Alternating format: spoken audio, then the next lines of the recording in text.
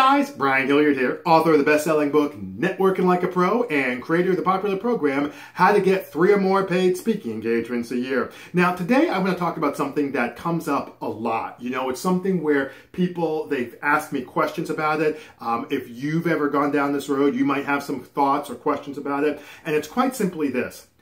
Can I get paid clients as a result of doing a paid speaking engagement? Like if I'm a coach or a service practitioner or whatever the case may be, is it still okay for me to make some type of offer in order to get these paid, paying clients from these paid gigs? Or is that kind of like, ixnay on the offer A kind of thing? And the answer is no, you absolutely can do that. And it came up, there's a few different ways, but one of the ways came up when I was talking to a friend of mine. His name is Andy, and I just want to share it with you real quick. So one of the things he talks about is peak performance, all right, specifically in terms of leaders and what they can do to not only reach their own peak performance, but the peak performance of their team, get the most out of them.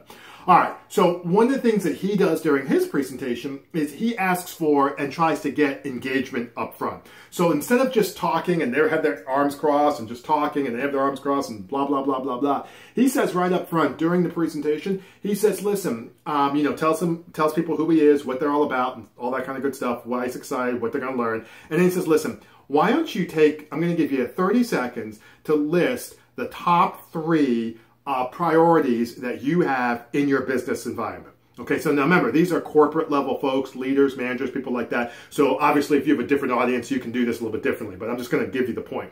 So he says, listen, what are the top 3, business priorities that you're looking to tackle? And like for me, I might tell somebody, if I was doing something like this, because I do presentations, I might say, what are the top 3 priorities that you're looking to accomplish in your business life? Or what are the top 1 or 2 priorities you're looking to accomplish in your business life? So you can make it generic. He says, what are the top 3 things? Okay.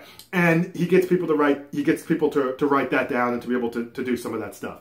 And then what he does is he talks a little bit from there. He links that little mini exercise with being able to, with a point. One of his points is creating a vision. Now, the reason why that's a great first step is because it creates some engagement. See, part of the deal, if you're looking to get people from a presentation, paid or otherwise, to a client, is you have to get them vested in like what the heck you're doing. Okay, otherwise, like they're just sitting there, arms crossed, and not really paying attention. They have to actually be emotionally invested. All right, so what he's saying is, and it's a great idea, one of the first things he does to be able to do that is to do a quick little exercise that has them list a couple of things that he knows are important to them and they probably haven't had a chance to think about. And then from there, that starts off the engagement. Now, he has a couple of other places throughout the presentation where he has engagement, and that's what we talked about. And then, as we were having this discussion, I said, Andy, I'll tell you what you probably could do. He's like, what can you do? You can tie that engagement into the actual offer for spending some time to actually talk with you. He's like, well, what do you mean by that? All right, so up front, what you do is you ask them, what are your top, 2 or 3, what's your priorities, right? And then you talk about a conversation about having a vision and things like that.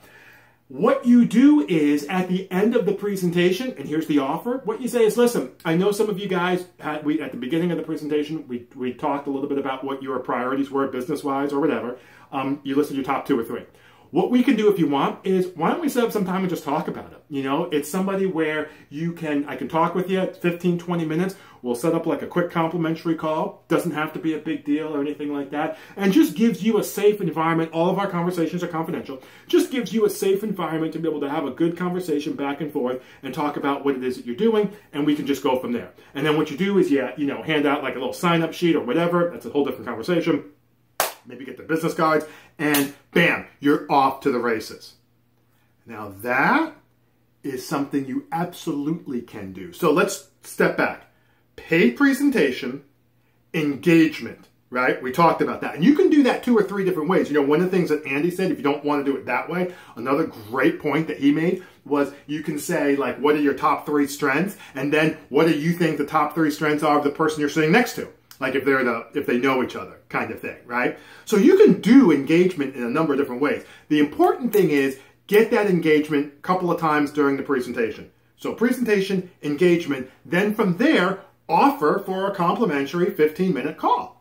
Boom. boom, that's it. Why is that so important? Because they have to be vested in what it is that you're talking about. Because they have to realize that you, through that presentation, are a trusted authority, somebody who can actually move them forward in that regard, and then you make an offer. And then once you get them on the phone and offline, well, now you don't really have to worry about coming across as salesy. Not that you would anyway, but you don't have that pressure anymore. You're just having a good conversation with folks, having a nice dialogue about what they need to do, and you go from there. So it's kind of like the old Texas two-step, as it were, where you create some engagement, gave you that example, and then from there you make an offer for a complimentary session, and that's how you can do it. That's one of the ways that you can be able to get paying clients from a paid speaking engagement. All right, so anyway, hopefully that makes sense.